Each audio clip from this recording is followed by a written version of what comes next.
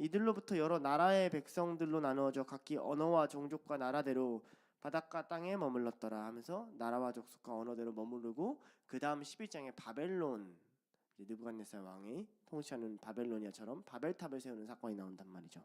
같은 모티브를 공유하고 있다고 보면 돼요.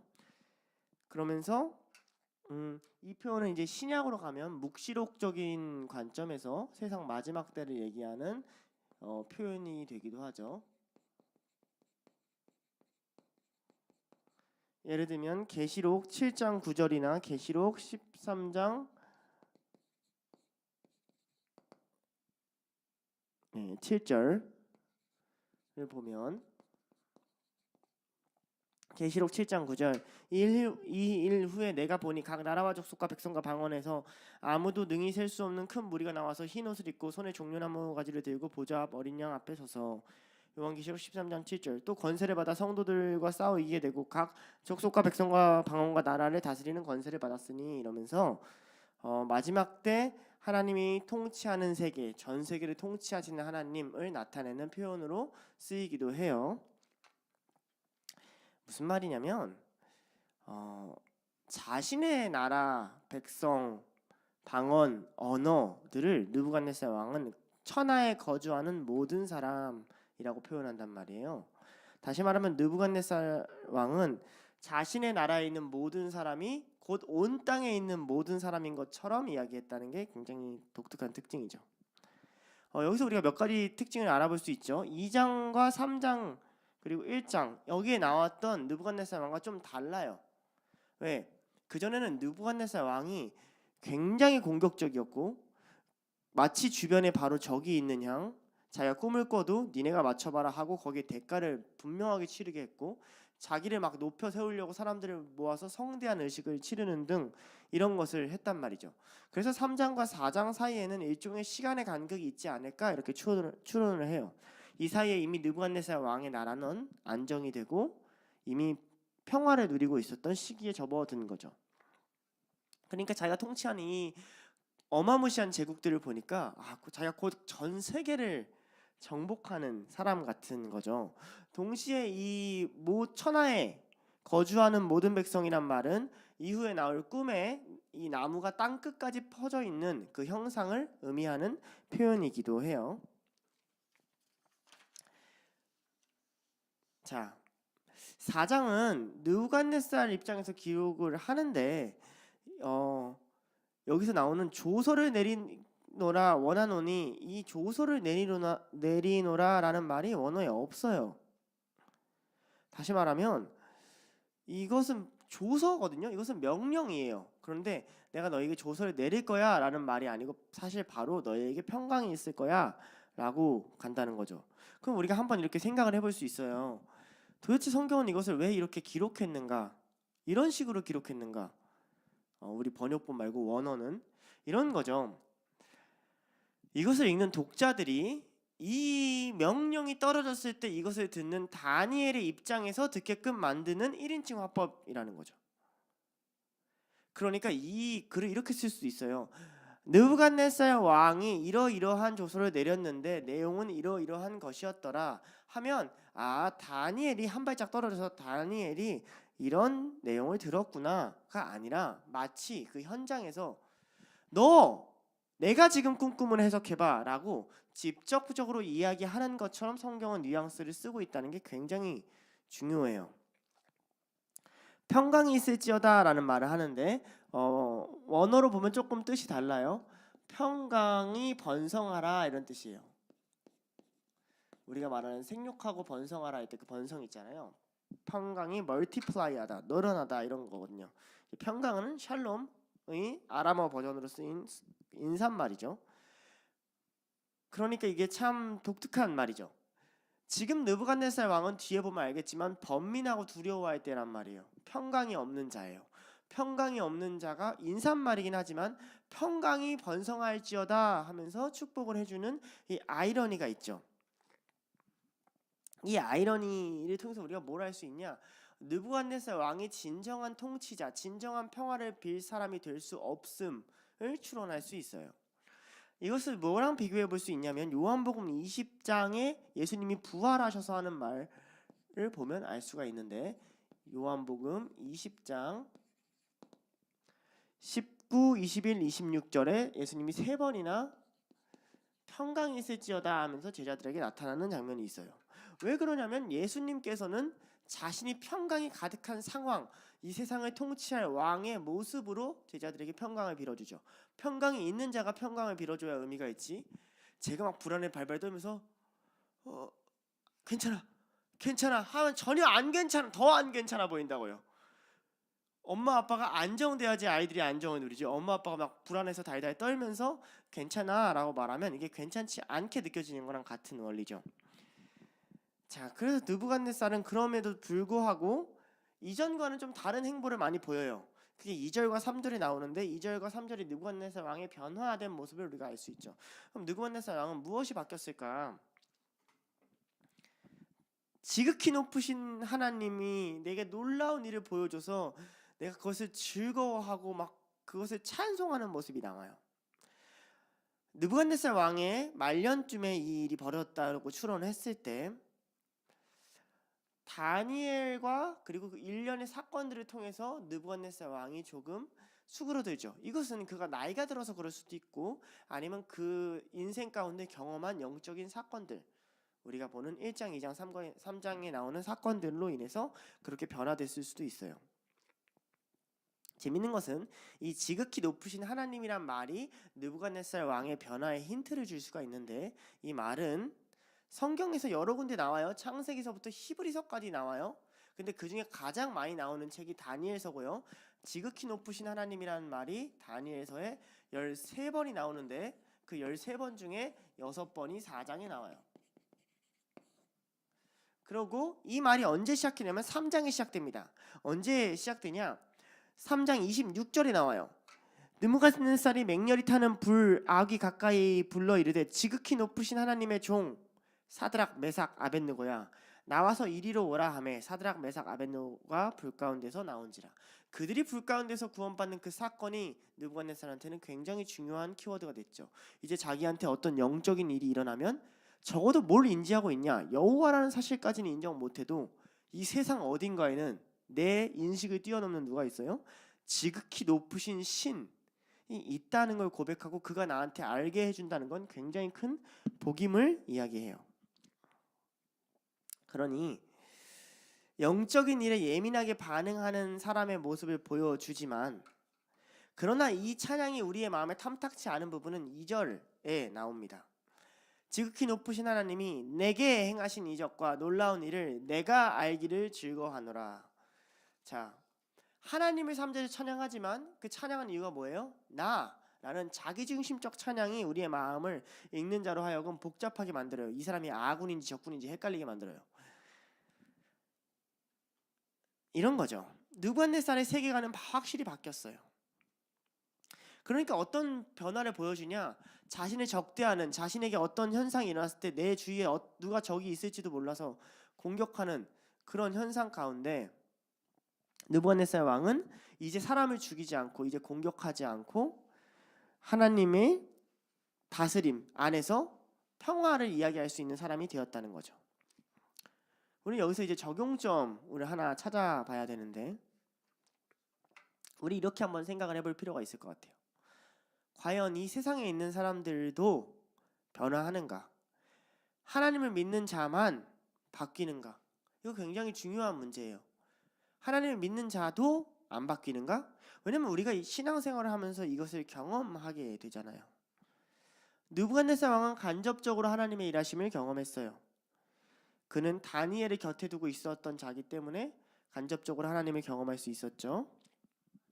그래서 세상은 하나님의 신적 능력을 경험하면, 그것이 무당이든 귀신이든 영적인 세계가 있다는 걸 경험하면 일종의 겸손을 배워요. 아, 이 세상은 내가 이해할 수 있는 틀에서 움직이지 않는구나 하는 겸손을 배워요. 문제는 이거예요. 그들이 겸손을 배운다고 해도 그들의 본질이 바뀌지 않아요. 그들의 본질은 뭐가 있어요? 자기중심성이에요. 그러니 우리가 뭘 할 수 있죠? 좀 강인하던 자가 완악해질 수 있고 영적인 세계를 느끼면 겸손해질 수도 있어요. 그러나 하나님을 만난 자와 하나님을 만나지 않는 자의 차이는 뭐예요? 자기 중심성에서 변화되냐 아니냐의 차이라는 거죠. 4절과 5절에 느부갓네살 왕이 이제 자기가 일어났던 사건들을 이야기해요. 4절과 5절 이야기인데 느부갓네살이 이렇게 얘기를 하죠. 내 집에 편이 있으며 내 궁에 평강할 때에 이렇게 얘기를 해요. 집은 개인적인 일을 대표하고요. 궁에서 평강할 때는 이제 공적인 사적인 일과 공적인 일을 대표하는 자리죠.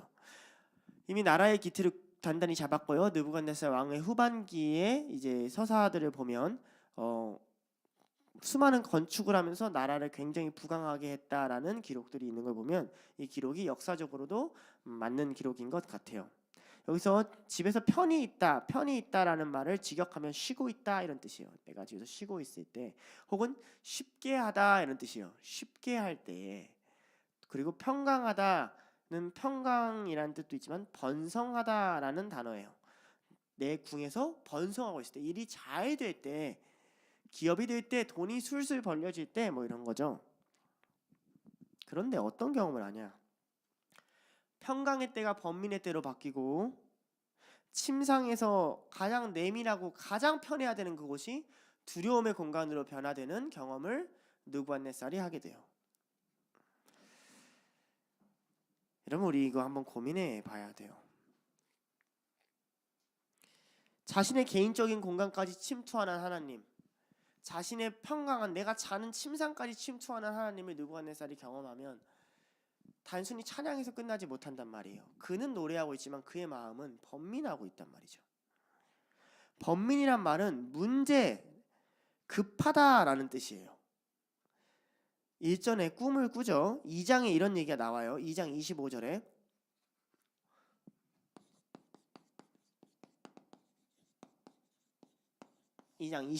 다니엘서 이에 아리옥이 다니엘을 데리고 급히 왕 앞에 들어가서 아뢰되 할 때 급히가 번민이랑 같은 단어예요. 또 3장 24절에는 이렇게 나와요. 그때 느부갓네살 왕이 놀라 급히 일어나서 모사들에게 물었다 할 때 급히가 이 번민이랑 같은 단어예요. 그러니까 우리의 번역은 좀 느낌이 안 살죠. 이런 말이 맞죠. 한 꿈을 꾸고 그로 말미암아 두려워하였으니 내 침상에서 생각하는 것과 머릿속으로 받은 환상으로 말미암아 내가 조급해졌더라가 더 맞는 번역이에요. 우리 전형적으로 한 번 더 생각해 봅시다. 우리가 느끼는 평강, 편안이 우리에게 저주가 될 수 있다는 사실을 우리가 알아야 돼요. 고난받는 자들은 무감각해지기가 어려워요. 왜냐하면 고통이라는 것 자체가 감각을 계속 깨우거든요. 마음의 고통이든 몸의 고통이든 끊임없이 자기를 괴롭히는 감각을 깨움으로써 하나님을 간절히 붙잡게 돼요. 그래서 성경의 수많은 의인들은 고난받을 때에 더 거룩한 모습을 보여요. 편안해지면요, 다윗 왕이 생각되죠. 사무엘하 11장에 나라가 평탄해졌어요. 침상에서 일어나 누구를 범해요? 밧세바를 범하게 되는 사건을 우리가 보게 되죠. 근데 우리가 잘 알아야 돼요. 여러분의 마음이 평안하고 영혼의 마음이 평강한 건 물론 축복이지만 마음이 평안하고 평강한 것은 곧 무감각과 이어지기 쉬워요. 동일하게 여러분의 마음이 아무리 깨어 있으려고 해도 여러분의 상황과 몸이 편안해지면 그 역시 여러분을 무감각하게 만들기가 쉬워요. 미안하지만 인간은 그렇게 만들어졌어요. 그러면 물어봅시다. 고난이 바쁜 게, 힘든 게, 아픈 게 복이에요, 저주예요? 쉼이, 평강이, 여유로움이 복이에요, 저주예요? 이 고민이 있단 말이에요. 우리는 어떤 존재냐? 모두가 불안한 곳에 편안해 느끼고 모두가 편안한 곳에 깨어있는 존재예요. 기독교인들은 참 힘든 존재예요. 그래서 데살로니가전서 5장 3절 4절에 이렇게 얘기합니다. 사일전 5장 3절에서 4절인데요. 그들이 평안하다 안전하다 할 때 그때 임신한 여자에게 해산의 고통이 이름과 같이 멸망이 갑자기 그들에게 이르리니 결코 피하지 못하리라. 형제들아 너희는 어둠에 있지 아니하며 그날이 도둑같이 너희에게 임하지 못하리니. 하나님의 날은 분명 도둑같이 온다 그랬는데 데살로니가전서에는 뭐라고 얘기하냐면 그날이 도둑같이 안 온대요. 너희에게는. 왜? 늘 깨어 있으니까. 도둑이 와도 도둑처럼 안 오는 거예요. 오셨습니까? 이러면 도둑이 나는 갑자기 와야 되는데 마치 기다리는 것처럼. 이게 신앙인이라는 거죠. 평안하다 안전하다 할 때 도둑같이 오는 거예요. 왜? 평안하다 안전하다가 그 날을 도둑처럼 만드는 거예요. 눈을 가리게 만드는 거죠. 느부갓네살 왕의 함정이 여기에 있어요. 하나님의 느부갓네살 왕은 언제 찾아오냐? 나라가 부강할 때, 평안할 때, 안전할 때. 그때 가장 내밀한 곳, 가장 쉬어야 되는 그곳에서 하나님이 침투해 오신다고요. 그래서 어떻게 하죠? 지혜자들을 다 불러요. 갑자기 긴급 회의를 연 거죠. 이런 발작을 또 오랜만에 경험해 봤을 테니까 이제 지혜자들은 좀 무섭겠죠. 또 왜? 하고 갔겠죠. 그때 이제 조서를 내려요. 명령, 이게 조서거든요. 칙령을 내리다. 바벨론의 조서는 절대적인 힘이 있어요. 어디에 나오냐면 에스더서에 나오죠. 왕도 함부로 그것을 거스르지 못하는. 그러니까 어떤 이 명령을 내리다 할 때는 굉장히 긴급하고 또는 중요한 일에만 내리는데, 어떤 회의를 하냐? 그 해석을 내한테 알게 해라 해요. 저번처럼 괜히 꼬아가지고 뭐 이렇게 이건 사실 내가 꿈을 숨길 건데 니네 맞춰봐 이런 것도 안 해요. 꿈을 다 설명해줘요. 살해 협박도 안 해요. 근데 이제 뭘 못하냐면, 아부하는 놈들 다 죽였잖아요. 귀에 걸면 귀걸이, 코에 걸면 코걸이 식의 해석을 못하게 돼요. 해석자들이. 모르겠습니다 이렇게 되는 거죠.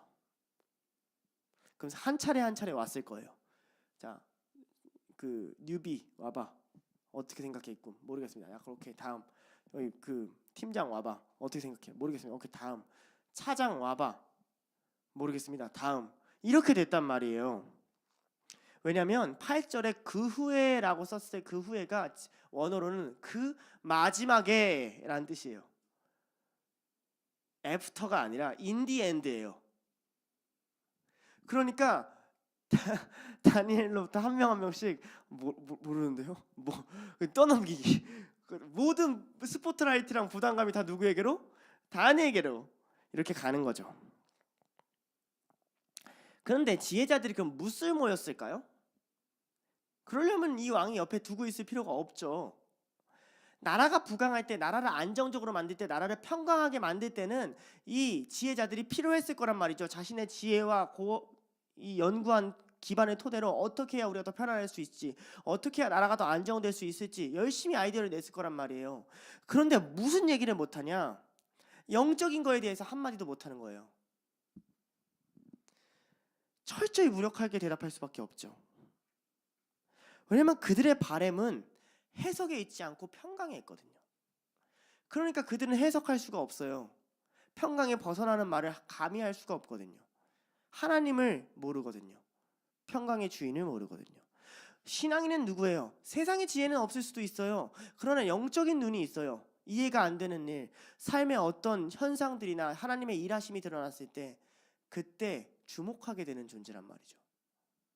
과학도 설명 못하는 것, 세상이 설명 못하는 것, 세상의 평강이 설명 못하는 것에 있을 때 그 끝에서 누구한테 스포트라이트가 돌아오냐면 8, 9절처럼 다니엘에게 스포트라이트가 돌아와요. 다니엘에게 이목이 집중됐을 때 그 후에 왔다고 하니 다니엘이 마지막에 들어온 건지 아니면 그 자리에 다니엘이 있었는데 마지막 차례가 된 건지는 명확하게 알 수 없어요. 저는 후자에 가깝다고 생각하는데, 그럼에도 불구하고 아무튼 주인공은 언제 들어오는 법? 마지막에 들어오는 법. 스포트라이트를 딱 받게 되는 거죠.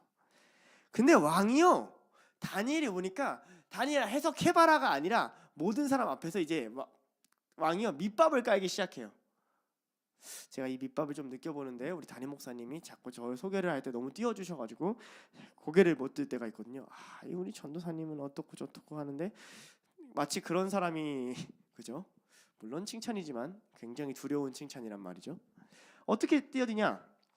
이렇게 띄어져요. 자, 세 가지로 띄어져요. 첫 번째, 내 신의 이름을 따라 한 자야. 8, 9절이죠. 그는 내 신의 이름을 따라 벨드사살이라 이름한 자요. 무슨 말이에요? 다니엘의 하나님은 원래 안 믿어요. 느부갓네살이 여호와를 근처도 생각할 이유도 없어요. 그냥 다니엘이 뭘 잘하면 다 이것은 역시 벨신의 이름을 내가 잘 붙여서 벨신이 이래서 그래 라고 생각했을 거예요. 그러니까 다니엘이 내 앞에 들어왔으니 그는 내 이름을 따라 벨드사살이라 이름한 자요라는 이 문장은 두 문장이 서로 싸우고 있어요. 다니엘은 여호와를 기반으로 이름을 지은 이름이고 벨드사살은 벨신을 기반으로 이름한 자잖아요. 이 이름이 충돌하면서 싸우고 있어요. 다시 말하면 다니엘이 여기서 영적인 해석을 한다고 하나님이 인정을 받아요?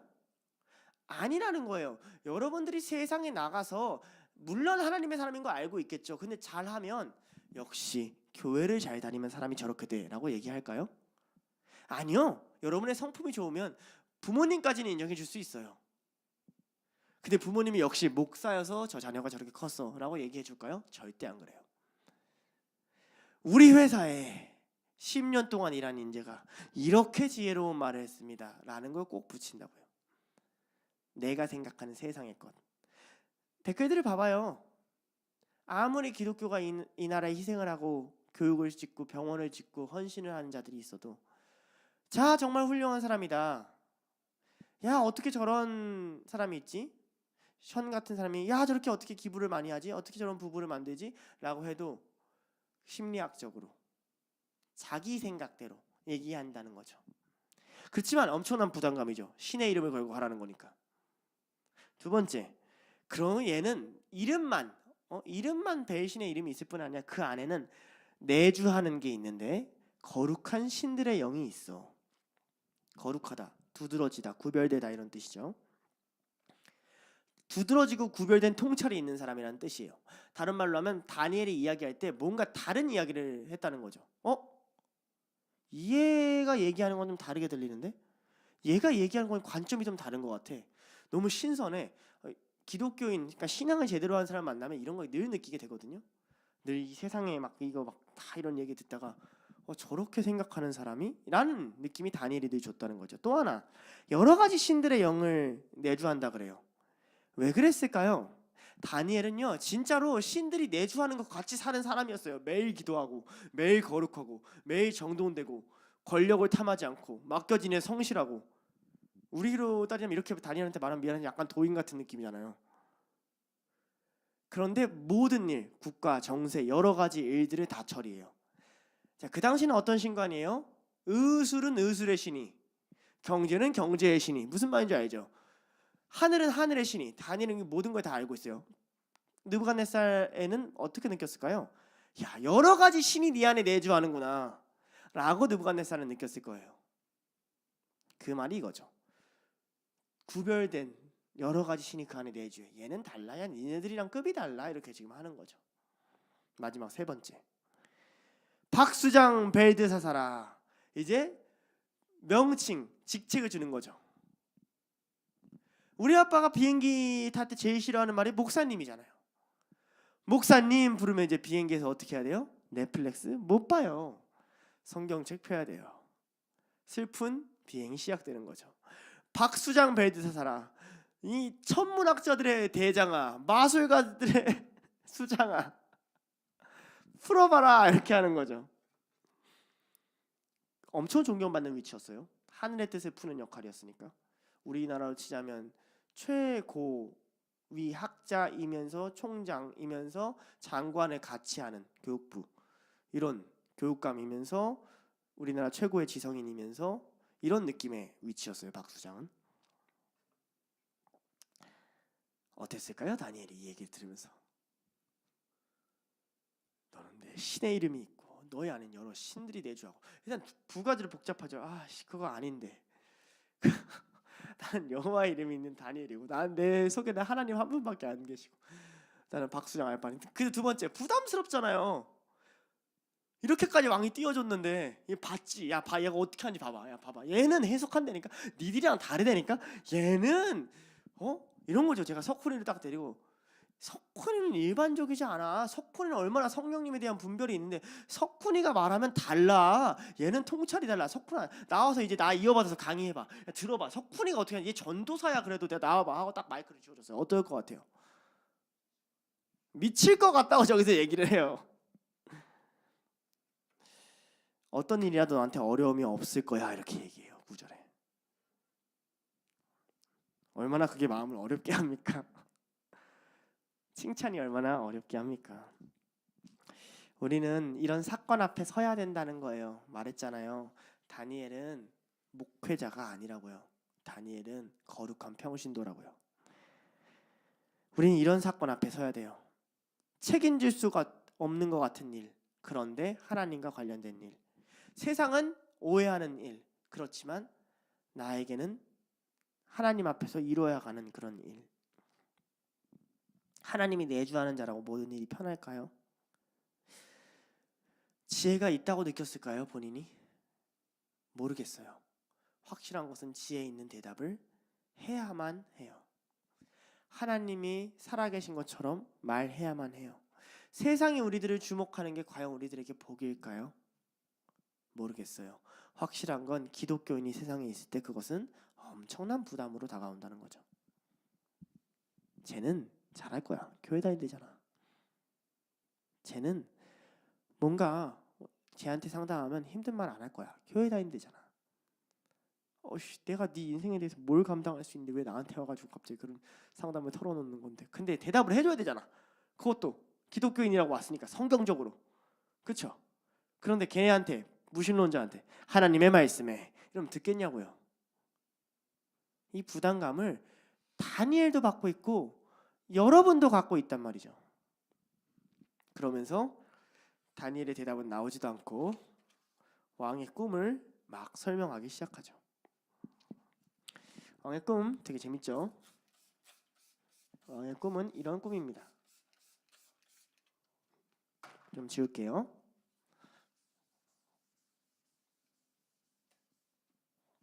자, 왕이 한 나무를 보았는데 그 나무가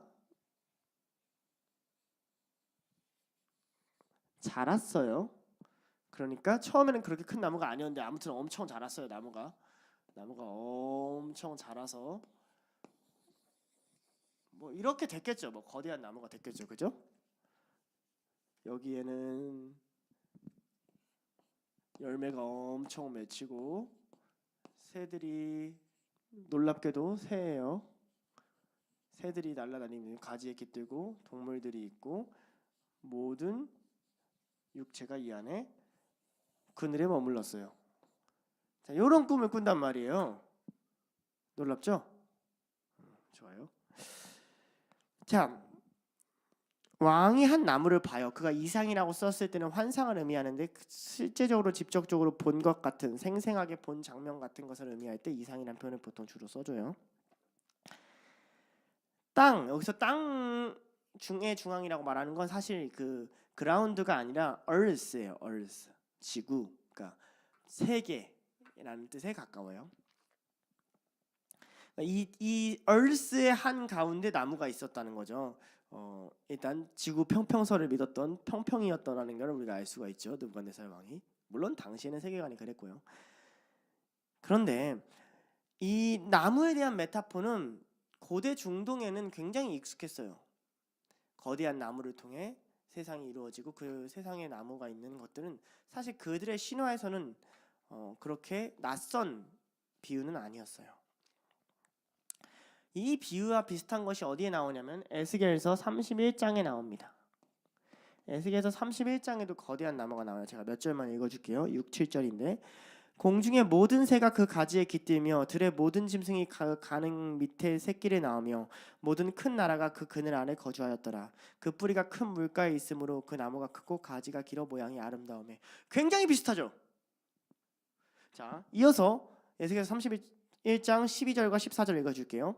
여러 나라의 포악한 다른 민족들이 그를 찍어버렸으므로 그 가는 가지와 산과 모든 골짜기에 떨어졌고 그 굵은 가지가 그 땅 모든 물가에 꺾였었으며 세상의 모든 백성이 그를 버리고 그 그늘 안에 떠나매 공중의 모든 새가 그 넘어진 나무에 거주하며 들의 모든 짐승이 그 가지에 있으리니 이는 물가에 있는 모든 나무는 키가 크다고 교만하지 못하게 하며 그 꼭대기가 구름에 닿지 못하게 하며 또 물을 마시는 모든 나무가 스스로 높아서지 못하게 함이니 그들을 다 죽음에 넘겨주어 사람들 가운데서 구덩이로 내려가는 자와 함께 지하로 내려가게 하였습니다.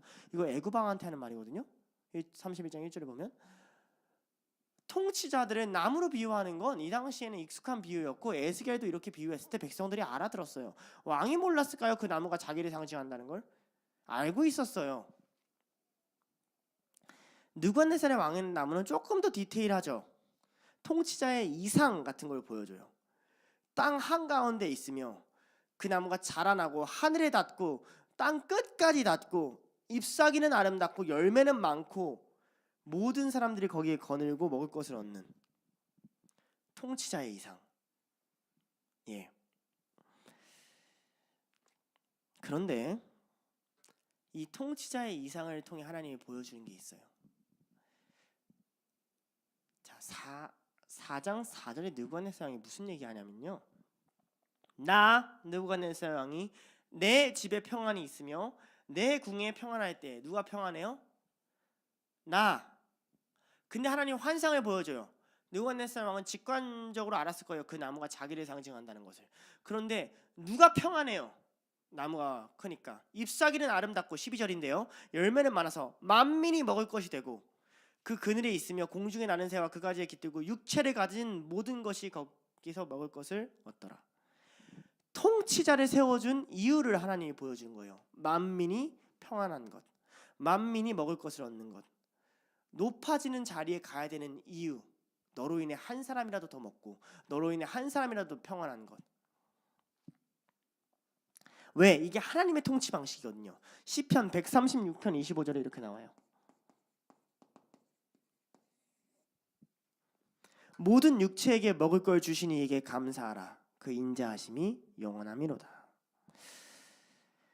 여러분, 오늘날 여러분의 그늘에는 누가 들어와십니까? 어쩔 수 없이 세상은 여러분에게 자라나서 높은 나무가 되라고, 큰 나무가 되라고 요구하지 않으십니까? 나는 평생 인턴으로 있을 거야 라는 꿈을 가진 사람이 어디 있습니까? 건물주가 돼서 높고 위대한 건물을 지어서 월세 따박따박 받으며 나 누구누구가 평강할 때에, 나 누구누구의 일이 번성할 때를 안 바라는 사람이 어디 있습니까? 주식을 사라면 주식이 난 떨어지길 기도하는 인간이 어디 있고, 직책하고 승진했다고 하면 아 불행하다, 너는 승진했으니까 너의 인생은 망한 거야 라고 사는 사람이 어디 있습니까? 몇 년 뒤에 승진이 안 된 부모를 가진 그 집은 또 얼마나 힘듭니까? 왜 승진시켜주길 원합니까? 근데 왜 우리는 그늘이 넓어져야 됩니까?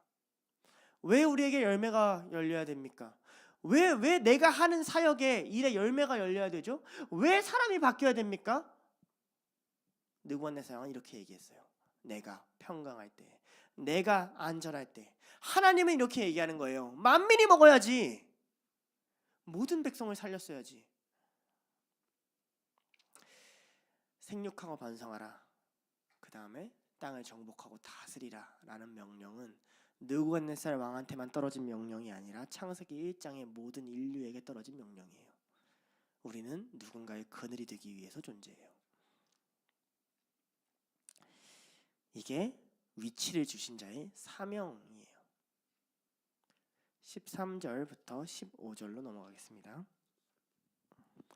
그리고 비전이 바뀌기 시작해요. 저기 위에 하늘에서 빠밤 하면서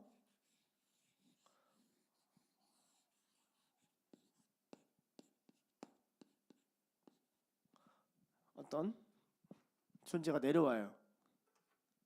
저렇게 생겼는지는 몰라요. 그냥 그리는 겁니다. 나무가 아무리 거대해도 뭐가 있냐면 하늘이 있다는 거죠. 너의 위에서 내려와야 되는 존재가 있다는 거예요. 나는 하늘에 닿았다. 이 나무는 하늘에 닿은 하늘이었는데 그럼에도 불구하고 위에서 내려올 정도로 너는 아직 까마득한 아래라는 공간을 보여줘요. 그리고 하나님이 누구를 보내면 순찰자, 이거 재밌는 단어인데 지켜보는 자, 쳐다보는 사람이 이 원어예요. 되게 웃기죠.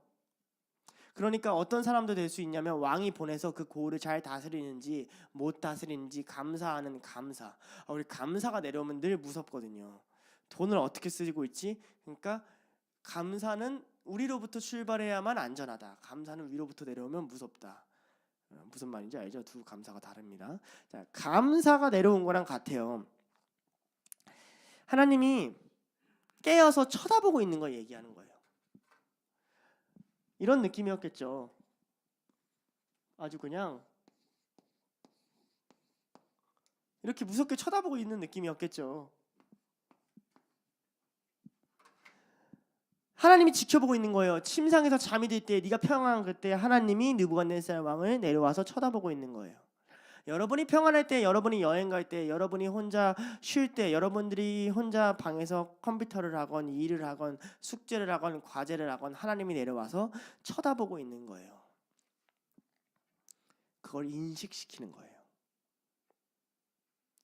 이 관찰자, 순찰자는 비유컨대 하나님의 눈과 같은 존재예요. 땅을 덮더라도, 온 땅을 다 덮는 나무더라도 덮을 수 없는 것이 있는데 그게 하늘이에요. 그러니 위에서 하늘에서 뚫고 내려옵니다. 뚫고 내려올 뿐만 아니라 그가 뭐 하냐면 14절에 보면 소리를 질러 이처럼 이르기를, 소리 지르다 여러 가지 의미로 번역될 수 있는데요. 부르짖다, 외치다, 선언하다 뭐 이런 의미로 될 수 있어요. 아마 거대한 목소리로 왕의 부르심, 왕의 그 명령을 읽듯이 쩌렁쩌렁하게 나무가 울리듯이 외쳤겠죠. 나무를 베고 가지를 자르고 잎사귀를 떨고 열매를 해치고 짐승들을 그 안에서 떠나게 하고 새들을 가지에서 쫓아내라 라는 걸 선언해요. 참 재밌는 게 느부갓네살이 지금 와서 지혜자들을 모여서 명령을 내려요. 이 꿈을 해석하라고 명령을 내려요. 근데 꿈에는 자신에게, 모든 이에게 명령을 내릴 수 있는 자신을 상징하는 나무에게 명령을 내리는 하나님이 있음을 하나님이 보여준다는 거죠. 그 어떤 자도요 하나님께 명령을 내릴 수는 없어요. 우리에게 명령을 내리는 그 자도요 하나님의 명령을 받아야 돼요. 우리를 괴롭게 하는 그 사람도요 하나님의 명령을 받아야 돼요. 그리고 우리가 하나 더 생각해 봅시다. 나무가요 하나가 너무 거대해지면 무너지게 돼 있어요. 이게 하나님이 세상을 창조한 이치예요. 그 거대한 나무를 찍어 쪼개 무너뜨리라 그래요. 그게 하나님의 다스림 방식이에요. 한 나무가 모든 것을 통치하게끔 놔두시지 않아요. 하늘은 이미 존재해요. 그게 무너져요. 14절에는 반복하는 거죠. 나무를 베고 가지를 자르고 잎사귀를 떨고 열매를 해치고 진짜 하나도 남기지 않고 다 없애라는 걸 세세하게 이제 강조해 줍니다. 그러나 15절에 보면 그 뿌리와 구루터기를 땅에 남겨두어 새와 노줄로 동이고 이렇게 말한단 말이에요. 그러니까 이걸 없애긴 없애는데 어떻게 없애냐면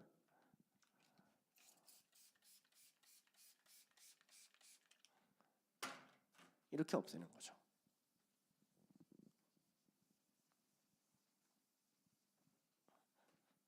해서 여기에는 구루터기만 남겨놓는 거예요. 이런 느낌으로 얘기하신 거죠. 여전히 우리 눈가리는 있고요.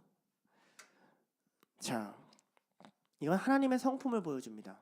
하나님의 성품을 두 가지로 다 보여주는데 하나님은 홀로 위대하신 분입니다. 이 땅에 하나님을 제외하고 온 땅을 덮을 만한 홀로 위대한 나라는 없어요. 두 번째, 하나님은 은혜와 자비를 베푸시는 분입니다. 하나님은 멸할지언정 그루터기를 남겨주시는 분이에요. 이 표현이 어디에 또 나오냐면 이사야 6장 13절에 나옵니다.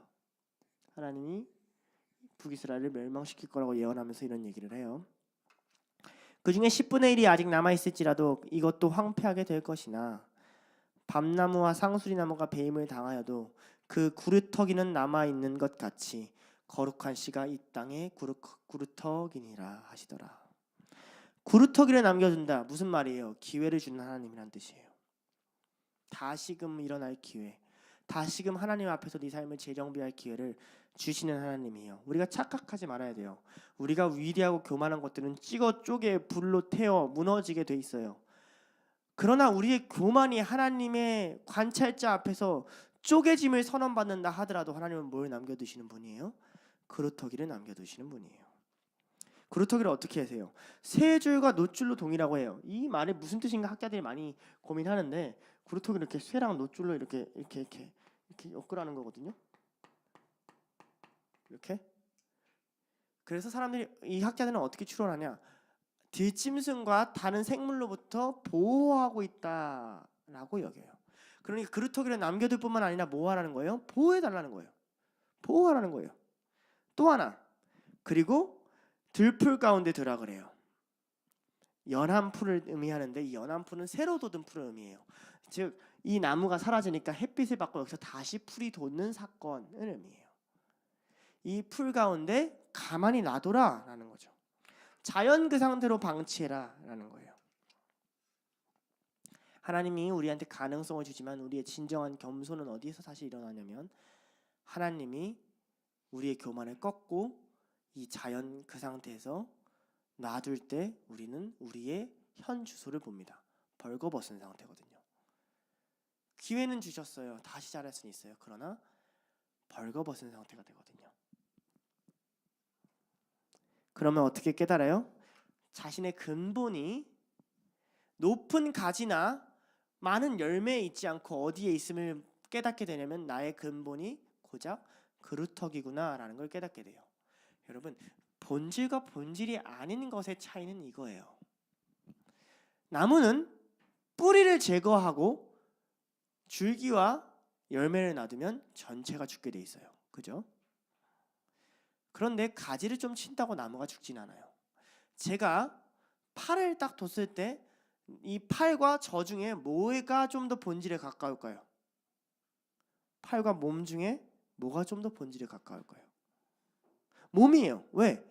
팔은 아프겠지만 잘라도 안 죽는데 몸은 자르면 죽어요. 본질은 없애면 전체가 죽어요. 비본질은 없앤다고 본질이 사라지지 않아요. 느부갓네살 왕이 뭐를 보게 되냐면 나는 고작 그루터기구나를 보게 되는 거죠. 언제든지 하나님이 베일 수 있는 존재구나. 언제든지 하나님이 나를 자를 수 있는 존재구나. 사람이 간사해서 높아지면 그게 자기의 근본인 줄 알아요. 많은 열매를 맺고 그래도 난 이렇게 열심히 했는데요. 난 남들한테 이렇게 하는 성품이 있는데요. 난 이런 것도 이런데 한 그 열매가 지 본질인 줄 알아요. 아니요. 우리의 본질은 우리가 뿌리 내린 곳에 있지 우리가 열매 맺는 곳에 있지 않아요. 열매는 너가 어떤 종류의 사람인지를 깨닫게 해줄 수는 있어요. 다른 사람을 유익을 줄 수도 있어요. 그렇지만 끊어지면 모든 것이 사라져요. 그러니까 느부갓네살 왕이 진정한 겸손을 알게 되죠. 본질을 깨닫는 자. 나는 결코 높은 자가 아니구나. 나는 근본 이 바닥에 가까운 자지 아무리 잘한다고 하늘에 가까운 자가 아니구나 라는 걸 경험시켜주는 거란 말이죠. 그러면서 16, 17절에 이렇게 얘기해요. 또 그의 마음은 변하여 사람 같지 아니하고 짐승의 마음을 받아 7대를 지나리라. 7은 완전 수죠. 그런데 이제 실제로도 이렇게 이룬 것 같긴 한데 이건 해석이 쉬워요. 사실 여기서부터는 비유도 아니에요. 너 짐승같이 될 거야 이런 얘기예요. 그리고 이것이 순찰자의 명령, 거룩한 자의 말이라는 거죠. 이게 순찰자의 칙령과 거룩한 자, 구별된 자의 명령이라는 거예요. 아까 전에 다니엘에게 이런 얘기를 했죠. 너 안에 거룩한 신들의 영이 있다고요. 그 거룩한 신들의 영이 무슨 얘기를 하냐면 이게 명령이야. 너 짐승같이 될 거야 라는 명령을 이미 느부갓네살 왕은 들었어요. 그래서 17절의 말은 무슨 이야기냐 이런 얘기예요. 지극히 높으시니까 사람의 나라를 다스리시며 자기 뜻대로 그것을 누구에게든지 주시며 지극히 높으시니까 그러니까 아까 전에 찬양할 때도 느부갓네살 왕이 뭐라고 해요? 2절에 지극히 높으신 하나님 다 자기가 꿈에서 하나님이 직접 해준 얘기를 반복하고 있어요. 다스리신다. 그런데 그 다음이 중요해요. 자기 뜻대로 하나님의 뜻은 어때요? 누구에게든지 주시며 또 지극히 천한 자를 그 위에 세우시는지를 사람들이 알게 하려 함이라 하였느니라. 아무나 세운다. 어떤 낮은 자도 높은 자리에 있을 수 있고 내가 아니라도 다른 사람도 이 자리에 있을 수 있다. 근데 이게요. 높은 자를 낮아지게 하고 낮은 자를 높아지게 하는 이게요. 메시아적 기도예요. 한나가 사무엘상 2장에 기도를 하면서 이 하나님이 높은 자를 낮게 하시고 낮은 자를 높게 하시면서 이 기도의 끝이 어떤 얘기를 하냐면 주의 기름 부은 받은 자의 뿔을 높이신다라는 기도로 마무리해요. 그리고 이 메시아적 기도는 누구한테 흘러가냐면 누가복음 1장 46절에서 55절로 흘러갑니다.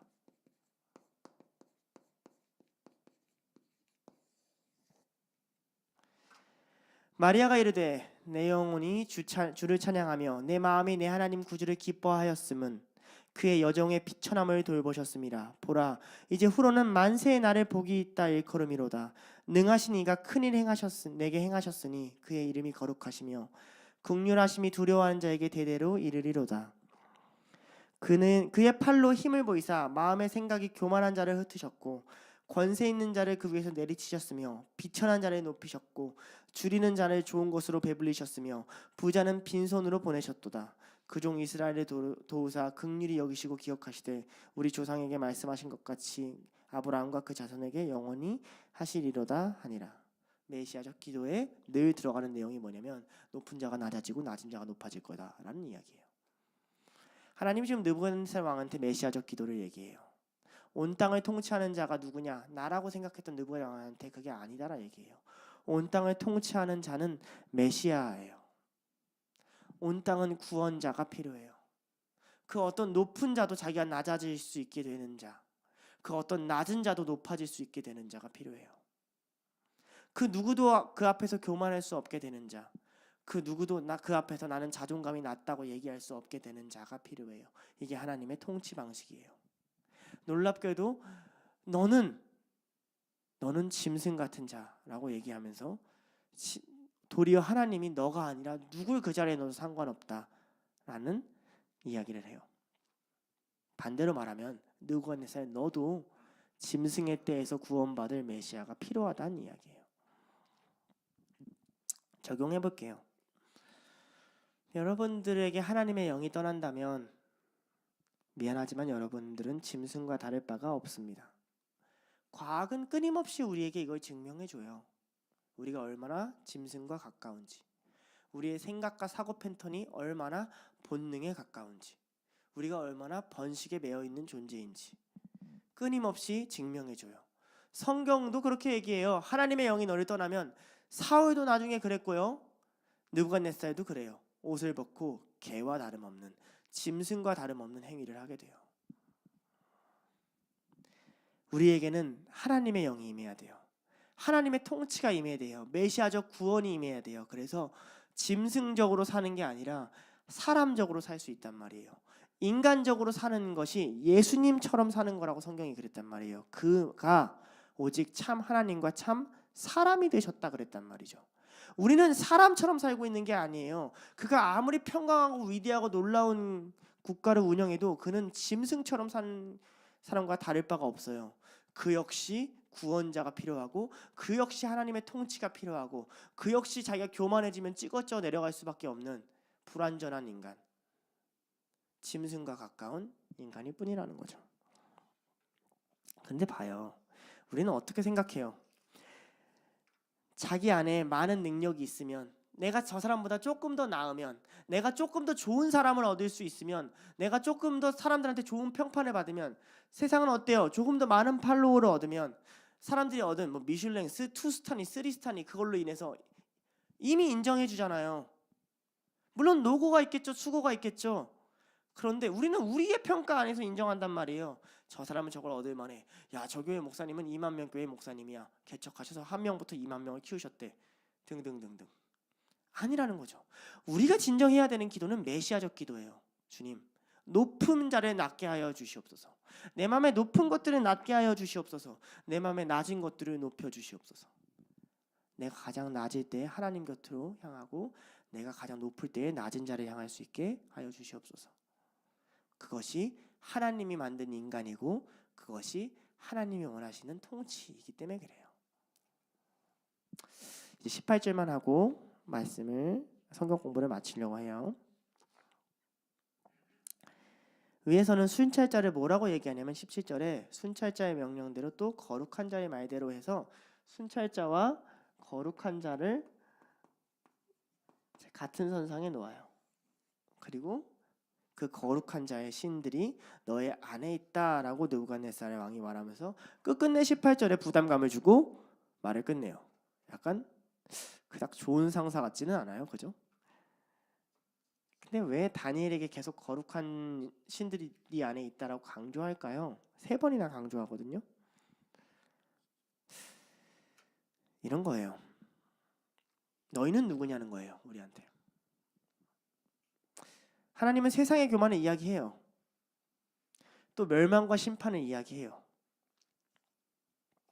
우리는 성령의 분별을 하는 우리는 세상에 그 이야기를 전해야 할 자예요. 이 세상에 일어나는 일련의 수많은 이해할 수 없는 번민과 조급한 마음들과 인생 가운데 우리는 어떤 자냐면 이제 그 부담감과 책임 앞에 서서 확실하게 그 이야기를 해야 돼요.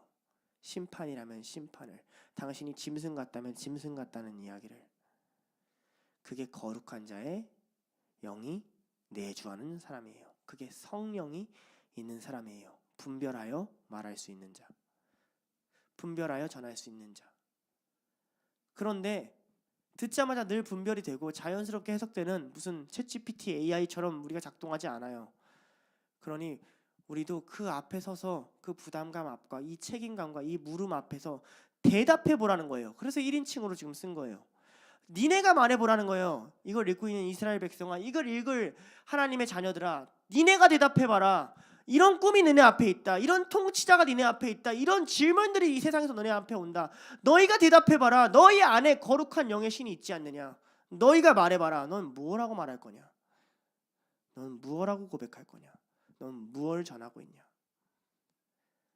이 물음 앞에 서는 게 세상 속을 살아갈 평신도들에게 하나님이 주시는 위치고 책임이에요. 세상은 물어올 거예요. 왜 이런 일이 일어나냐고. 자기가 이혼했다고. 왜 이런 일이 일어나냐고. 자기가 이런 얘기를 들었다고. 왜 교회는 이러냐고. 자기가 이런 상황이 있었다고. 왜 우리 아들은 죽어야 됐냐고. 세상은 물어올 거예요. 뭐라 대답하시겠어요? 뭐라고 메시아를 선언하시겠어요? 뭐라고 예수님을 말하시겠어요? 그래서 제사장인 에스라, 학자인 그런 사람들을 세우는 게 아니라 일개 왕족이었던 그냥 노예로 전락했던 다니엘을 세우시는 이야기가 여기서 출발해요. 너희가 세상에서 해야 할 말, 너희가 세상에서 들어야 되는 질문들은 이런 것이다. 그곳에서 성령 안에서 해야 할 말을 하는 여러분들이 되길 축복합니다. 뭐라고 말해야 되냐고요? 다음 본문에 나와요. 그러니까 다 다음 주에 봐요. 이제 함께 기도하시겠습니다. 하나님 아버지, 당신이 이 세계 통치자들에게 번민하는 마음과 꿈과 역경을 주십니다. 당신이 평안한 자들에게, 내가 평안하다 하는 자들에게 고민과 고난과 하나님 어려움을 주십니다. 그리고 그들은 우리를 찾아와 묻습니다. 뭐라 대답해야 할까요? 분명 하나님 살아계시고 이 땅을 통치하시는 분인데 우리는 무엇을 전해야 할까요? 하나님 우리에게 지혜를 주시옵소서. 세상이 오해를 하든 어쨌든 우리는 우리 안에 계신 성령님이 있는 걸 믿습니다. 그들은 그것이 그냥 인간적인 지혜, 그 시대에 맞는 거룩한 영들이라고 착각할지언정 우리는 명확하게 살아계신 예수 그리스도 하나님 당신을 믿습니다. 하나님 그 질문 앞에 서게 하시고 그 상황들 앞에 섰을 때 하나님이 뜻하시는 대로 그 고백을 전할 수 있는 그런 둘로스 모든 사람들이 될 수 있도록 인도하여 주시옵소서. 감사드리며 예수님의 이름으로 기도드렸습니다. 아멘.